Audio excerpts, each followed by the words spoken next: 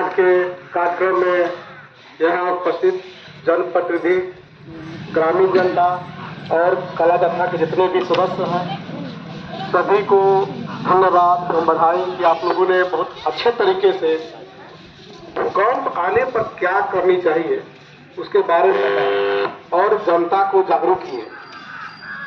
आपने गाना के माध्यम से, नुक्कड़ नाटक के माध्यम से ये बताया कि भूकंप जब भी आए आप घबराए नहीं।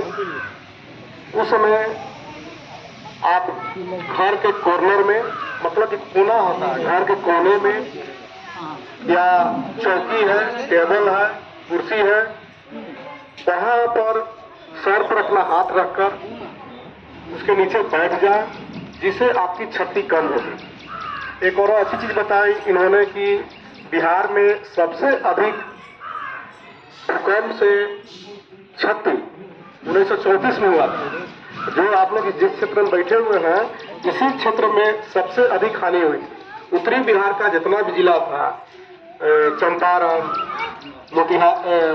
पूर्वी चंपारण, पश्चिमी चंपारण, शिवहर, सीतामढ़ी, दरभंगा, मधुबनी, सुपौल, अररिया, सहरसा, कटिहार, इतने जो जिले थे इसमें बहुत ज्यादा क्षति हुआ था।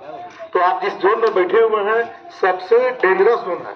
ये भूकंप का जो 5 जोन होता है उसमें हम लोग 5 जोन में भी बैठे हुए हैं, क्योंकि यह हिमालय के बहुत ही नजदीक है। हम लोग हिमालय के नजदीक में बैठे हुए हैं। यहाँ से मुश्किल से जो हिमालय का रेंज 150 किलोमीटर दूरी पर है। तो जब भी हिमालय में कंपन होता है तो उसका सीधा प्रभाव हम लोगों को जिला पड़ता है, क्योंकि आज भी आप जान रहे हैं कि जो हिमालय पहाड़ है अभी और ऊंचा उठ रहा है। आज से लगभग 100 साल में 2 सेंटीमीटर ऊपर उठ गया है।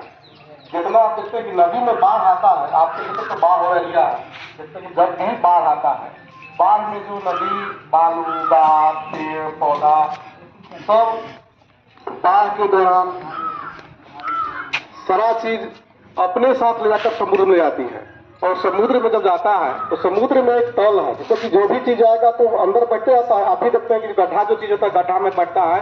तो ये पृथ्वी एक प्लेन सरफेस है, तो कहीं गड्ढा है कहीं ऊंचा। जैसे ही समुद्र में हम जो जितना कचरा मलबा जाता है तो वहाँ इकट्ठा होता है, वह वहाँ दबते जाता है।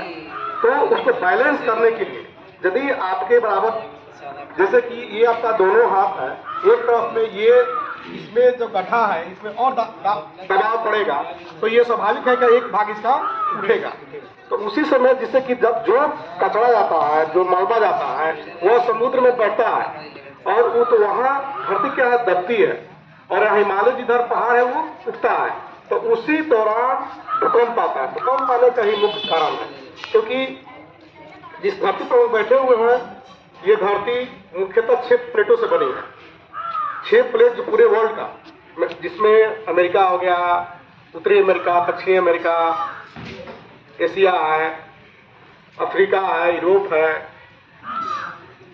अंटार्कटिका है, ये सारा महादेश है। तो सभी जो महादेश हैं और समुद्र है ये मुख्य 6 प्लेटों से बना है। इसके अलावा और भी छोटे छोटे प्लेट जो है, देखते हो कि महाद्वीप का नाम आप सुने होंगे, तो उसे 18 प्लेट है, तो हमेशा चलते रहता है। तो एक तो होता है कि यदि आप